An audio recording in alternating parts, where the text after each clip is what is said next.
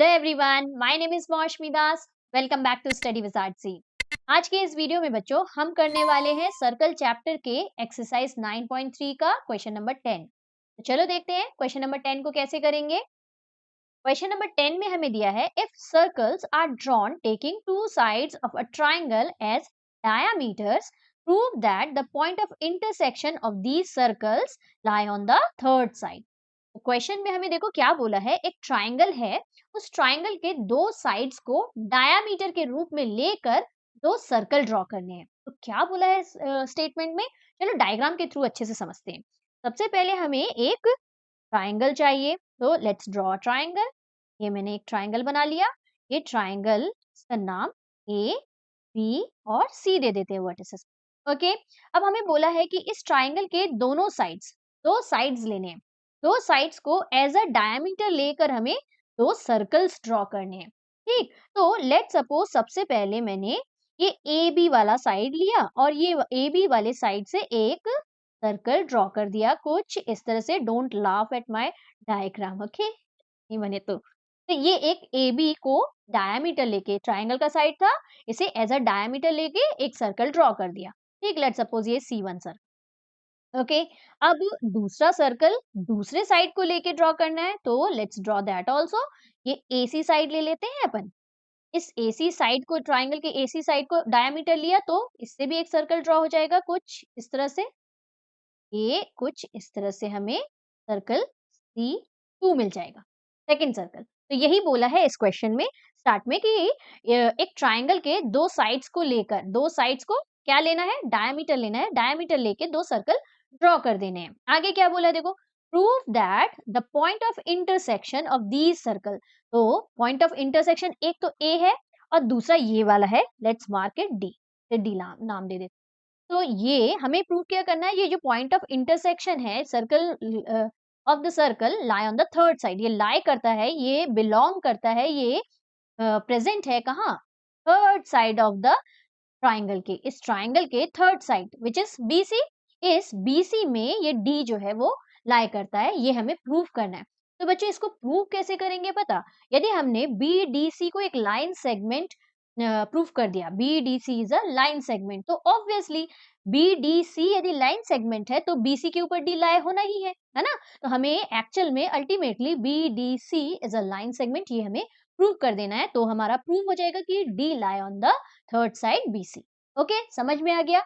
करेंगे कैसे, सबसे पहले बच्चों इन दोनों को ज्वाइन कर देते हैं। जो पॉइंट ऑफ इंटरसेक्शन है बहुत ही गंदा बन रहा है, यहाँ से कलर चेंज करके बनाती हूँ। ये पॉइंट ऑफ दोनों इंटरसेक्शन को यदि हमने ज्वाइन कर दिया, ये दोनों को यदि ज्वाइन कर दिया, तो अब ध्यान से देखो, ये जो ए बी आर्क है, सॉरी ये जो ए बी डायामीटर है, ये एक ट्राइंगल बना रहा है। कौन सा triangle, A D B. Diameter के ऊपर ए डी बी ट्राइंगल बन रहा है। देखो हमने थ्योरम पढ़ी हुई है, डायामीटर जो एंगल बनाता है on the circumference of the circle it is of 90 degree, है ना। Angles on semi circle is right angle. उसी थ्योरम का हमें यूज करना है बच्चों। यहाँ ए डी बी जो है, ये वाला एंगल ये 90 डिग्री का हो जाएगा। ठीक, दूसरी तरफ देखो AC भी तो डायमीटर है, तो ये जो एंगल बन रहा है ADC, this one is again angle on the semicircle, it means it is also right angle। तो ये भी 90 डिग्री, 90 प्लस 90 कितना होता है 180 डिग्री, और हमें मालूम है स्ट्रेट एंगल कितने डिग्री का होता है 180 डिग्री का। तो हम इस तरह से प्रूफ कर सकते हैं कि BDC is a line segment. I hope आपको अच्छे से समझ में आ गया होगा। कैसे लिखेंगे देखो, सबसे पहले इसको इरेज करके एक नीट एंड क्लीन डायग्राम ले लेते हैं। इसे हमने C1 सर्कल और इसे हमने C2 सर्कल ले लिया। ओके, अब हमें गिवन में क्या लिखना है, हमें दो सर्कल है, एक का डायमीटर AB है और दूसरा AC है, ये लिख लेना है। तो लेट्स राइट दैट। गिवन में हम लिख देंगे AB is the diameter of circle 1 and AC is the diameter of circle 2। To proof में क्या लिखेंगे, D lie on BC। में क्या प्रूफ करना है, BDC is a line segment proof करना है, या हम ये लिख सकते हैं कि D lie on BC, दोनों करेक्ट है। ओके, तो क्या लिख लेंगे, टू प्रूफ में लिख लेंगे D lie on the third side BC। Proof start करेंगे और सबसे पहले जो थ्योरम हमें यूज करनी है, कौन सी थ्योरम, अभी हमने डिस्कस की, angle on the semi circle is a right angle, वो लिख लेंगे। उसके बाद तो क्वेश्चन बच्चों बहुत ही इजी है। देखो क्या लिखेंगे, प्रूफ स्टार्ट करते हैं और लिख लेते हैं angle on the semi circle is right angle. Right angle मतलब 90 डिग्री का होगा, है ना, राइट। ठीक, अब यहाँ ध्यान से देखो, यदि आपने ए बी को डायमीटर लिया तो आपका ए डी बी जो है ये एंगल आपका कितने डिग्री का हो जाएगा, 90 डिग्री। क्यों? क्योंकि हमें मालूम है डायमीटर सर्कल को दो इक्वल पार्ट में डिवाइड करता है, सेमी सर्कल्स में डिवाइड कर देता है। तो ये हमारा जो ए डी बी एंगल बन रहा है ये सेमी सर्कल के ऊपर बन रहा है, तो ये एंगल हमारा कितना हो जाएगा, ये 90 डिग्री का हो जाएगा। सिमिलरली यदि आपने एसी डायमीटर देखा तो एसी डायमीटर के थ्रू एडीसी ये एंगल भी राइट एंगल होगा, क्योंकि this is also angle on the semi circle. AC जो है वो इक्वली दो हिस्से में सर्कल को डिवाइड कर दे रहा है, तो यहाँ पे ये एंगल भी हमारा 90 डिग्री का हो जाएगा। तो एक थ्योरम का यूज करके दोनों को हम 90 डिग्री पहले लिख लेते हैं, उसके बाद क्या करेंगे, बहुत इजी है, आई होप आपको समझ में आ गया होगा। तो यहाँ पे taking taking A B as diameter, तो क्या हो जाएगा, angle A D B is equal to 90 degree. इसे इक्वेशन नंबर 1 ले लेते हैं, रीजन ऑलरेडी ऊपर हमने लिख दिया है। अगेन टेकिंग टेकिंग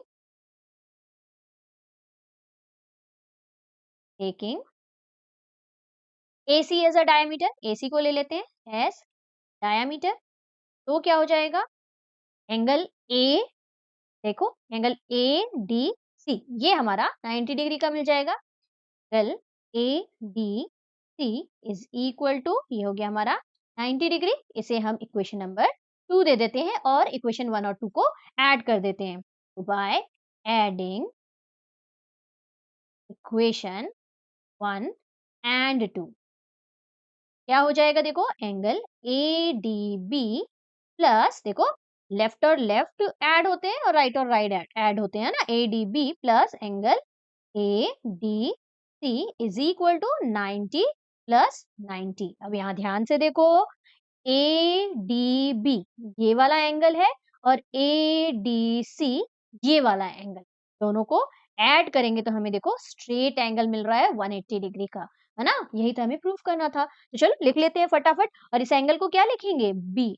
देखो ADB और ADC को ज्वाइन करेंगे तो ये बड़ा वाला एंगल मिलेगा, तो ये हमारा BDC एंगल मिल जाएगा।